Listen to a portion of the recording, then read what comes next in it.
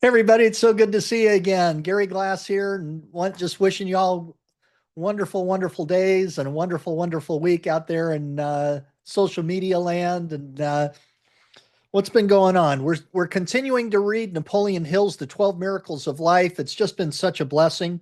We're in the middle of the seventh miracle of life, which is titled Our Unseen Guides, and it's talking about the eight princes of life. And so we've read through seven. We're up to number eight right now, which is the last one, and that is the Prince of Overall Wisdom. And it's a little bit of a longer section than some of the other sections in the chapter. So we might only get about halfway through. Actually, it'll be a little bit more than halfway, and then we'll finish the chapter tomorrow. It's just been so good. And so let's dive in and see what Napoleon has to share with us today. So, section number eight, the Prince of Overall Wisdom. The responsibilities of this prince consist in multiple services. First of all, the Prince of Overall Wisdom inspires eternal action on the part of the other seven princes to the end that each carries out his duties to the fullest extent possible and protects me while I sleep, the same as while I am awake. This invisible guide performs another and a very miraculous service by transmuting into benefits to me all the failures and defeats and unpleasant circumstances I've experienced in the past, so that everything which has affected my life in the past has been converted into an asset of great value.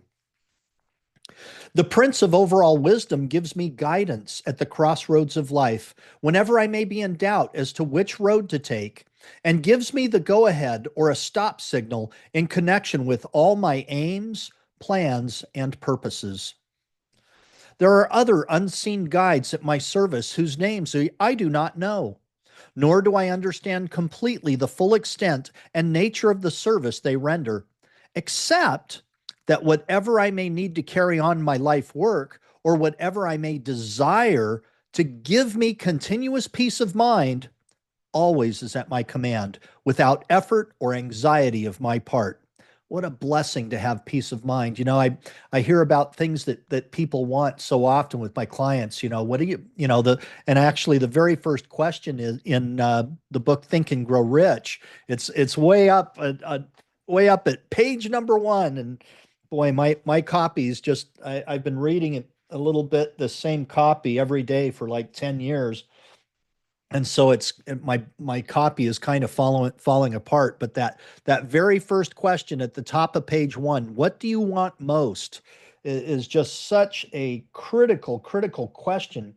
And what I found over the years in coaching people is that want that people want really is kind of underneath the umbrella of peace of mind, whether it's health or wealth or happiness.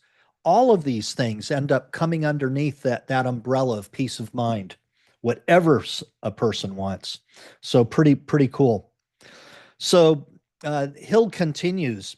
There are other unseen guides at my service whose names I do not know, nor do I understand completely the full extent and nature of the service they render, except that whatever I may need to carry on my life work, or whatever I may desire to give me continuous peace of mind, always is at my command without effort or anxiety on my part. So that was a reread of that paragraph. So we'll continue. These mysterious guides first came to my attention many years ago by interrupting my plans with failure. When I strayed away from my major mission in life, that mission being the organization and the spreading of the science of success. From time to time, as I gained recognition from the public in connection with my life work, I was offered what seemed to me fabulous opportunities to commercialize my talents and my experience. One of these opportunities was offered me by the late Ivy Lee, public relations counselor for the Rockefeller family. Although the deal was never consummated, I did accept the offer, and that mere acceptance cost me the loss of the Golden Rule magazine, which I had founded as a byproduct of my philosophy. After I had met with one failure after another, and each time was tempted to desert or neglect my major mission in life, I began to notice that the effects of each failure were immediately wiped out the moment I got back on track and began to carry out my mission. You got to know what you want and stay true to it. This happened so often that it could not be explained away as mere coincidence. From personal experience, I know there are friendly guides available to everyone who will recognize them and accept their services. In order to avail oneself of the services of these unseen guides, two things are necessary. First, one must express gratitude for their services. Second, one must follow their guidance to the letter. Neglect in this respect will bring sure, if not always swift, disaster. Perhaps this may explain why some people meet with disasters, the cause of which they cannot understand.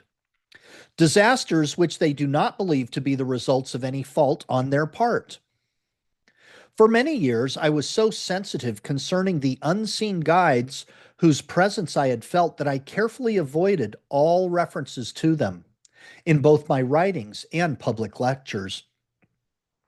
Then, one day in a conversation with Elmer R. Gates, a distinguished science and inventor, I was overwhelmed with joy when I learned that he had not only had discovered the presence of unseen guides, but he had formed a working alliance with them, which enabled him to perfect more inventions and procure more patents than any had ever been granted to the great inventor Thomas A. Edison. Amazing. That Elmer R. Gates, he had more patents than anybody up until like the 1950s or 60s. It just the individual person, more patents than anybody alive in the US. Just amazing. So from that day on, I began to make inquiries of the hundreds of successful men who collaborated with me in the organization of the Science and Success, and discovered that each of them had received guidance from unknown sources, although many of them were reluctant to admit this discovery.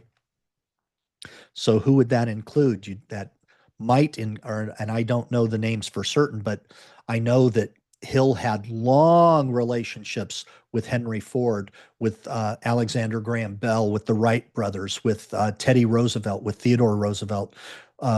That's the same guy. I meant to the Franklin Delano Roosevelt. In fact, Hill is often credited with the saying, "There's nothing to fear but fear itself." Well, when he was in connection with FDR. So anyway, continuing, my experience with men in the upper brackets of personal achievement has been that they prefer to accredit their success to their individual superiority. And at the same time, in private, they mention that they have communication with these guides. Oh, and here's a list: Thomas Edison, Henry Ford, Luther Burbank, Andrew Carnegie, Elmer R. Gates, and Dr. Alexander Graham Bell went to great lengths in their descriptions of their experiences with unseen guides. So there's a good list of some of the men that admitted to using these guides. Although some of these men did not refer to these invisible sources of aid as guides. Dr. Bell, in particular, believed the invisible source of aid was nothing but a direct contact with infinite intelligence. So, in my vernacular, that would be with God, brought about by the individual's stimulation of his own mind through a burning desire for the attainment of definite objectives. Again, needing to know what you want. What is it that you want? What do you want most? And then taking that desire and making it a burning, passionate desire. Through the guidance of unseen forces, Madame Marie Curie was directed to the revelation of the secret and the source of supply of radium, although she did not know in advance where to begin looking for radium or what it would look like if she found it. Thomas A. Edison had an interesting view as to the nature and source of the invisible sources, which he used so freely in his work of research in the field of invention. He believed that all thoughts released by all people at all times are picked up and become a part of the ether where they remain forever, just as they were released by the individuals, and that one may tune in and contact those previously released thoughts by conditioning the mind through definiteness and clearness of purpose to contact any desired type of thoughts which may be related to that purpose. For example, Mr. Edison discovered that when he concentrated his thoughts upon an idea he wished to perfect, he could tune in and pick up from the great reservoir of the boundless ether thoughts related to that idea which had been previously released by others who had thought along the same line. It's almost as though, the a radio signal is very, very similar in that context. A radio signal is broadcast, and you know what? There's residual of it everywhere. Does it move and does it move forward? Yes, but there's some of it. Not all of the energy transmits. Mr. Edison called attention to the fact that water runs its course through rivers and streams, renders a great variety of services to mankind, and returns finally to the oceans from whence it came, there to become a part of the main body of water, where it is cleansed and made ready to begin its journey all over again. And that this coming and going of water, without diminishing or increasing its quantity, has a definite parallel in the energy of thought. That idea of the with the radio signal, it isn't that part of the signal just stays, but it reflects, and so part of that energy, even though it gets small, small, small, small, small, it's still around. Anyway, continuing with Edison. Edison believed that the energy with which we think is a projected portion of infinite intelligence, of God. And this intelligence becomes specialized into myriad ideas and concepts through the brain of man.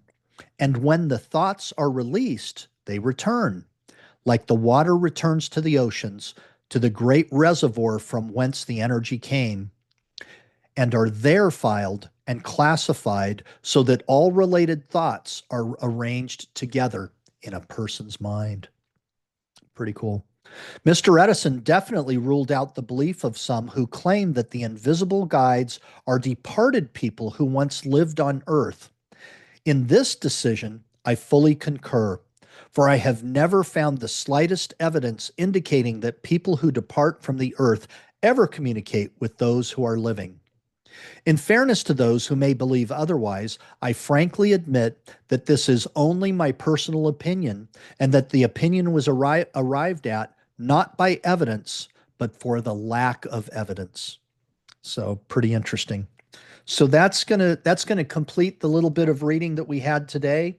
We'll finish up chapter 7 tomorrow, and with that, I wish you well. Again, we've been reading Napoleon Hill's The 12 Miracles of Life. Awesome book. Go buy it. Go get it off of Amazon right now if you can. And we'll see you next time. God bless you. God bless me. God bless us, everyone. Till then, be well, everybody. Bye bye.